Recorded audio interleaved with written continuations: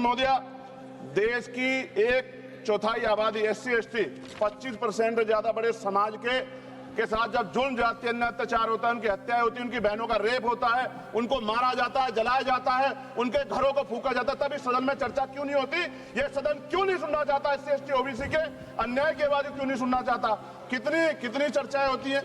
आज हम लोग फूले साहू अंबेडकर को मानने वाले लोग, हम लोग संविधान को मानते हैं, संविधान के आधार पर चलते हैं। हम लोग बंदूक को सही नहीं मानते और बंदूक का रास्ता सही भी नहीं, क्योंकि अगर कमजोर कभी बंदूक उठाएगा तो उसको कुचलना, उसको मारना आसान हो जाएगा, नक्सली या और तमाम तरह के आरोप लगा के। इसलिए बाबा साहब ने कलम की बात की और कलम को हथियार बताया। सभापति महोदय, मगर सवाल ये है कि 1947 में जब हम लोग आजाद हुए तो इस देश का जो वंचित वर्ग SC ST OBC, जब 15 अगस्त को आजादी का सवेरा आ गया तो क्या जल जंगल जमीन में बंटवारा हुआ? उसको उसका हक अधिकार मिला? अगर उसको जमीन मिल जाती, घर मिल जाता, उसको अवसर मिल जाते तो आज प्रधानमंत्री आवास योजना नहीं चलानी पड़ती। सभापति महोदय, जमीन का राष्ट्रीयकरण नहीं हुआ, इसलिए मैं बहुत जिम्मेदार, क्योंकि मैं तो वो व्यक्ति हूं जिसके खुद के ऊपर NSA नेशनल सिक्योरिटी एक्ट लगा जब मैं अपने लोगों के लिए लड़ने गया, और 2 अप्रैल 2018 को मेरे जैसे बहुत सारे लोगों पे लगा, क्योंकि हम अपने हक की लड़ाई लड़ रहे थे। सवाल यह है, नक्सलियों के नाम पे क्या आदिवासियों की हत्या स्वीकार्य हो सकती है?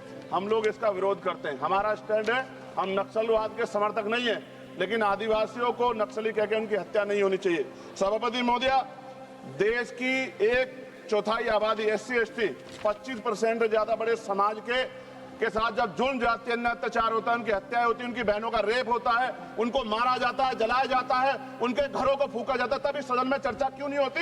ये सदन क्यों नहीं सुनना चाहता? SC ST OBC के अन्याय की आवाज क्यों नहीं सुनना चाहता? कितनी चर्चाएं होती हैं। आज हालात कितने सारे अलग अलग हैं, लेकिन चर्चा इतने बड़े 25% समाज पे क्यों नहीं होती? 52% OBC पे क्यों नहीं होती? सभापति महोदय, मैं तो मानता हूं, कुछ लोग फॉर्मेलिटी के लिए कहते हैं, अगर मैं आना होता मैं तो चर्चा के लिए चिल्लाता हूं कितनी बार, वरना तो SC ST के लिए कोई चिल्लाता भी नहीं है। ये तो रिप्रेजेंटेशन है संविधान में। ये ना होता हमारे घरों में, हमारी गलियों में कोई वोट मांगने नहीं जाता। हम जानते हैं कि जाति व्यवस्था कितनी बदली है। और एक हमारे सज्जन कह रहे थे कि जाति व्यवस्था की वजह से एक दलित ने छोड़ दिया नक्सलवाद को, लेकिन सवाल यह है, बाबा साहब अम्बेडकर ने भी ये धर्म छोड़ा था क्योंकि यहाँ जाति व्यवस्था खाई है, ऊंच नीच का भाव है।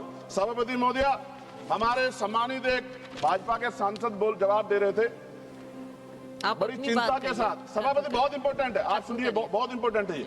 वो ये कह रहे थे जवाब देते कि उन्होंने कुछ ब्राह्मण्स के नाम लिए और कहा कि भाई ये इनके मालिक हैं, इनके यहाँ लेबर तो SC ST है, ये विचारधारा पर आधारित है। तो क्या कहना चाहते थे कि इस देश को तोड़ने की मूवमेंट कौन चला रहा है? जवाब दे। वो बड़ी बात यह है, उन्होंने ट्वीट किया 2 दिन पहले, मैं चाहता था मैं उनको जवाब दूं, उन्होंने आरक्षण को कोसने का काम किया। ये भाजपा की सोच है, जवाब देना चाहिए भारतीय जनता पार्टी को। सभापति महोदय, मैं 1000 से ज्यादा जवानों की जान गई है 2010 से लेकर 23 तक। CRPF के जवान संसद की सुरक्षा करते हैं, बॉर्डर की सुरक्षा करते हैं। अभी असिस्टेंट कमांडेंट अजय मलिक की उसका पैर उड़ गया, उनको प्रमोशन नहीं मिल रहा है। सुप्रीम कोर्ट उनके फेवर में थी, सरकार रिव्यू पिटीशन में गई, फिर उनके फेवर में थी। खत्म करूंगा 30 सेकंड में। सभापति महोदय, फिर भी बिल आ गया। मैं ये पूछना चाहता हूं, क्या एक CRPF BSF जो CAPF के हमारे जवान है, क्या उनकी शहादत नहीं है? क्या उनको जो है शहीद का दर्जा नहीं मिलना चाहिए? उनको पुरानी पेंशन का लाभ नहीं मिलना चाहिए? उनको सभापति सुविधाएं नहीं मिलनी चाहिए? सम्मान नहीं मिलना चाहिए? और अंत में सभापति महोदय, इस देश में जवान शहीद होता है, उसको शहीद का दर्जा मिले, उसको सम्मान भी, लेकिन देश की सुरक्षा करते हैं। हम तो सम्मान करते सेना का। सीवर में सफाई कर्मचारी मरता है, इतने आगे बढ़े हम लोग, उसके बच्चों को भी अपना पेट पालने के लिए कई तरह की मुसीबत गुजरना पड़ता है, कोई नहीं सोचता। सच ये है, इस देश में दलित आदिवासी आज भी गुलामी की जिंदगी जी रहे। सरकार उनके लिए कुछ सोचना नहीं चाहती। सरकार नहीं सोचेगी तो फिर से किसी वाद का जन्म हो जाएगा। इसका, इस अन्याय का, ये जो कठोर अन्याय है, जो सदियों की हिंसा पे आधारित, सदियों के भेदभाव पे आधारित है, इसका जवाब सदन को देना पड़ेगा। सभापति महोदय, नेपाल में नई सरकार बनी, उन्होंने कहा हम दलितों से सार्वजनिक रूप से माफी मांगेंगे कि जो हमने उनके साथ अन्याय किया। ये सदन कब उनसे माफी मांगा जिनके साथ हजारों साल अन्याय हुआ और आज भी उनको रोटी कपड़ा मकान के लिए अन्याय लड़ना पड़ता है। धन्यवाद सभापति महोदय। जय